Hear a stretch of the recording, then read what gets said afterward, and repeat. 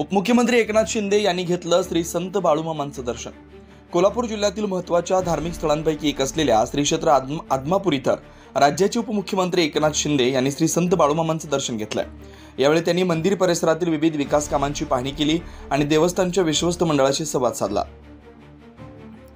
यावेळी आरोग्यमंत्री प्रकाश आंबेडकर, राज्य नियोजन मंडळाचे कार्यकारी अध्यक्ष राजेश क्षीरसागर, खासदार धैर्यशील माने, आमदार चंद्रदीप नरके, आमदार अशोकराव माने, माजी खासदार संजय मंडलिक, माजी आमदार जयश्री जाधव, सरपंच विजयराव गुरव, प्रांताधिकारी हरेश सूळ, देवस्थानचे मानद अध्यक्ष धैर्यशील भोसले, कार्याध्यक्ष रागिनी खडके यांच्यासह मंदिर समितीचे पदाधिकारी उपस्थित होते।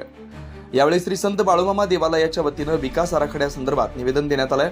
दर्शनानंतर उपमुख्यमंत्र्यांनी संत बाळूमामांच्या कार्याचा गौरव करत या धार्मिक स्थळाच्या विकासासाठी राज्य सरकारकडून सर्वतोपरी सहकार्य केलं जाईल असं आश्वासन दिलं। अशाच नवनवीन अपडेटसाठी आमच्या खबर गावाकडची या चॅनलला सबस्क्राइब करा, आमचे व्हिडिओ लाईक करा, शेअर करा। धन्यवाद।